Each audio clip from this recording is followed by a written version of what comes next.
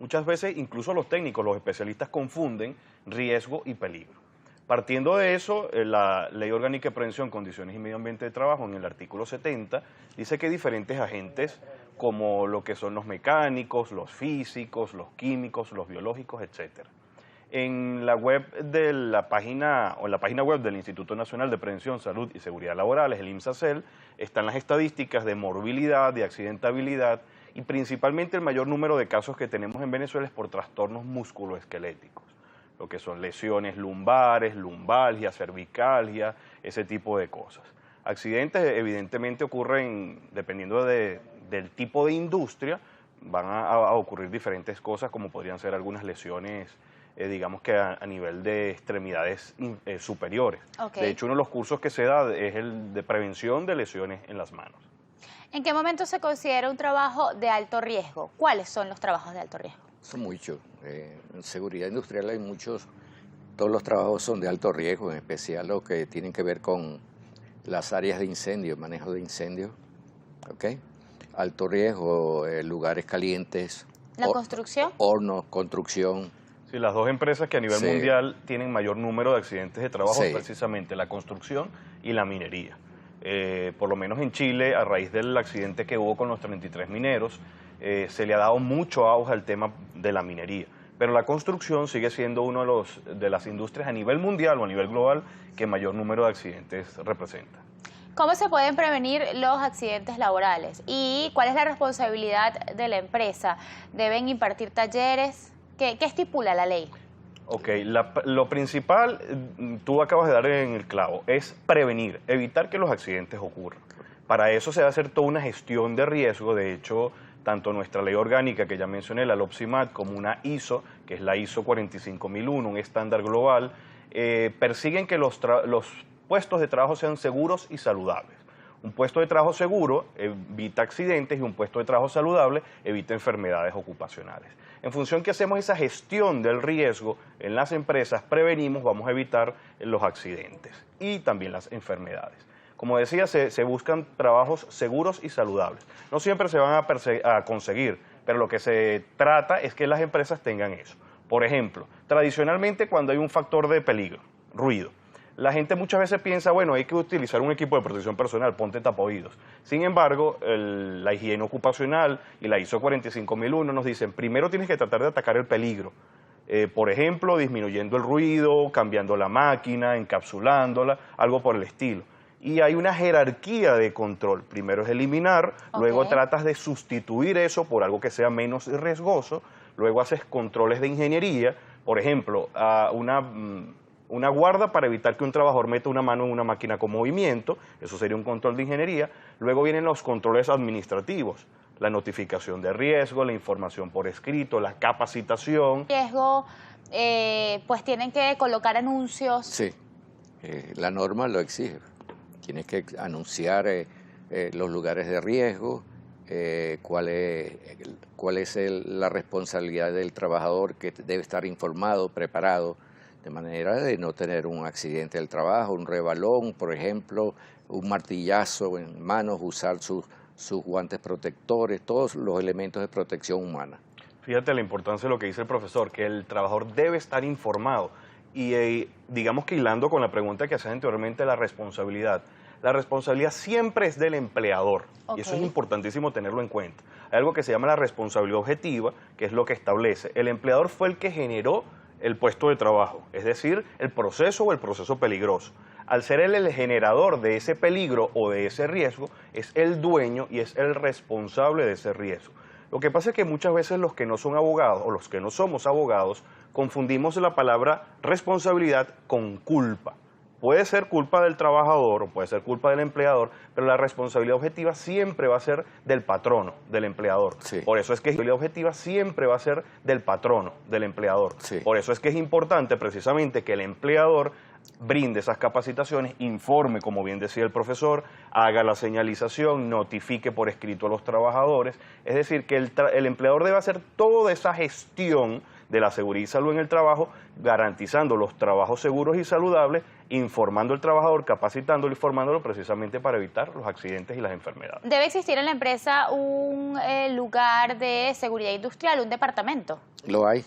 En todas las empresas tiene que existir. Obligatorio, la LOXIMAT lo exige, lo establece. Sí, no solo, bien cierto lo que establece el profesor, la Ley Orgánica de Prevención, Condiciones y Medio Ambiente de Trabajo, la LOPSIMAT, sin embargo, adicionalmente existe la norma técnica que algunos llaman 03, en realidad esa norma técnica no es 03, de los servicios de seguridad y salud en el trabajo. Ok. Covenin. No, Covenin no, una norma técnica que sacó el INSACEL, si mal no recuerdo, en el año 2015. La norma técnica de los servicios establece que en todos los centros de trabajo debe existir un servicio de seguridad y salud en el trabajo. Es mucho más amplio que el servicio médico donde el trabajador va y acude cuando se siente mal. No, el servicio de seguridad y salud en el trabajo va mucho más allá, debe tener un médico ocupacional, un enfermero, un técnico y una serie de profesionales en función de la cantidad de trabajadores que laboren en la empresa, y va a hacer las evaluaciones de los puestos de trabajo, va a llevar la parte de movilidad, de salud, de seguridad, de promoción de la salud, charlas, campañas, y no solo limitarse a un servicio médico. Claro. Muchísimas gracias. Vamos a hacer una pausa. Vale. Recuerde que estamos hablando sobre riesgos laborales. Puede interactuar con nosotros a través de la etiqueta AM o las redes sociales AM por GB en Instagram y en Twitter AM_por GB. Ya regresamos.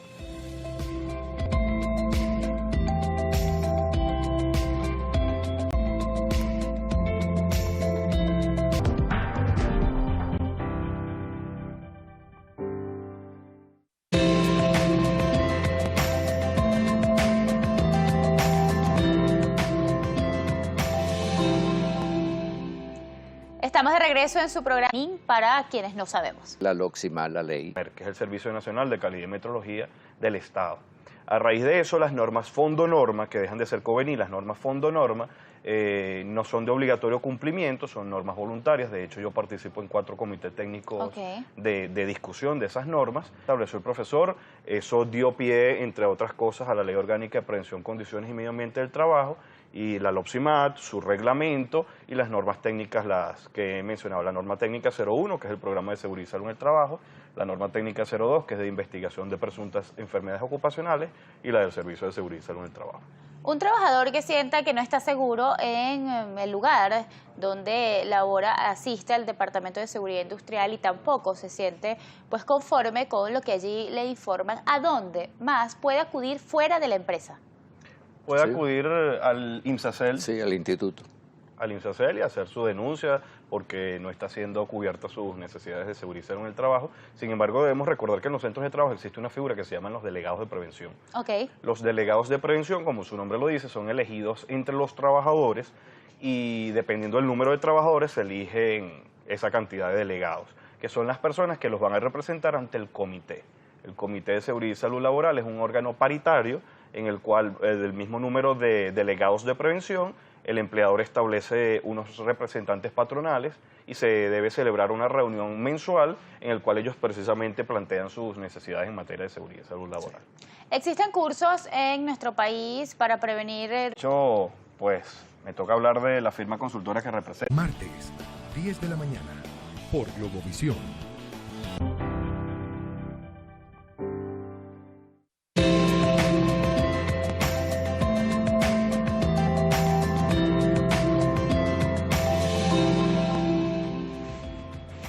Estamos de regreso en su programa AM, listos pues para responder algunas inquietudes de nuestros televidentes. Veamos qué nos escriben a través de las redes sociales. Kiki de Fit comenta, si estamos en el trabajo y se presenta un sismo, ¿cuáles son los pasos que debemos poner en práctica? Ok, ahí tiene. Lo primero es recordar que los sismos son naturales. Es algo normal que la tierra tiemble. Mucha gente tiene el mito de salir corriendo. No, durante el sismo tampoco olvídense de ese triángulo de la vida. Eso es un bulo, un engaño, una falsa información que ha habido. Durante el sismo nos vamos a resguardar debajo de un mueble, debajo de un lugar seguro, que previo al terremoto debemos tener identificado. Luego que el sismo culmine, entonces vamos a desalojar de manera segura y bueno, vamos a evitar también estar haciendo eco de falsas informaciones y cosas por el estilo. ¿Deben existir simulacros quizás en nuestro lugar de trabajo para saber cómo actuar? Correcto, la norma técnica de socorrismo en las empresas establece que se deben hacer por lo menos 2 simulacros al año. Sí.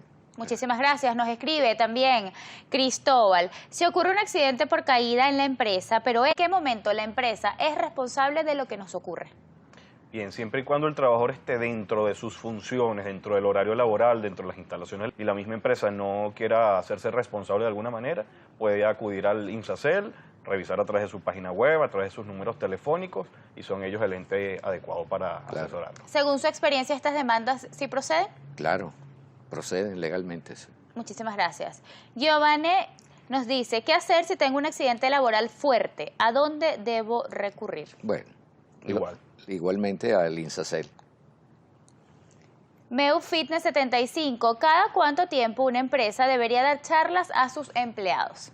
También lo respondimos en Sí. el segmento anterior. Trimestralmente se deben dar 16 horas de formación. Y 16 horas de formación, que hay unos temas que son obligatorios según la norma técnica, por ejemplo, procesos peligrosos, legislación en materia de seguridad, primeros auxilios, ergonomía, la parte de incendios también son temas obligatorios. Sin embargo, cada empresa debe hacer un análisis e identificación de cuáles son sus peligros y con base a eso capacitar a sus trabajadores. Por ejemplo, si tú haces manejo manual de cargas, tienes que tener una capacitación de eso. Pero la respuesta concreta es 16 horas trimestrales. Y la última pregunta, mi adjetivo, porque es importante que los empleados estén al tanto de los diferentes tipos de riesgos que se presentan en la empresa de forma inesperada. Bueno, lo plantea la ley, está establecido en la ley el OXIMAR de que hay que informarle a los trabajadores antes de entrar en operaciones de los riesgos que están corriendo dentro de los centros de producción. Sí, de hecho, como bien lo establece el profesor, la LOPSIMAT lo menciona, que es un deber del empleador y es un derecho del empleado estar informado de sus procesos peligrosos.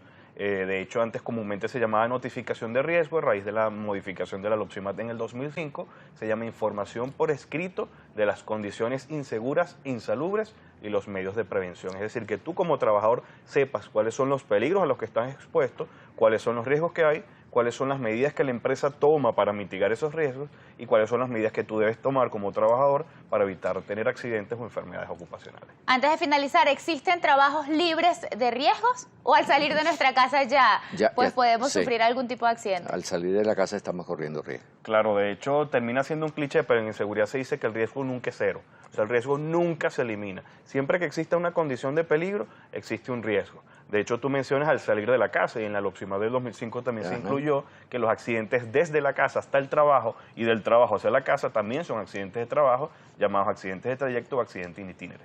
Lo que tenemos que hacer es identificar los peligros y atacarlos bajo las medidas de control que te dije, tratar de eliminar, tratar de sustituir, hacer controles de ingeniería, controles administrativos y como último equipo de protección personal para controlar esos riesgos y hacer una adecuada gestión del riesgo.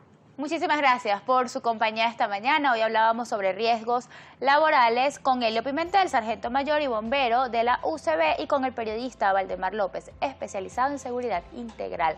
A usted, gracias por su sintonía y por interactuar con nosotros. Recuerde que tenemos una cita este miércoles a las 9:30 de la mañana.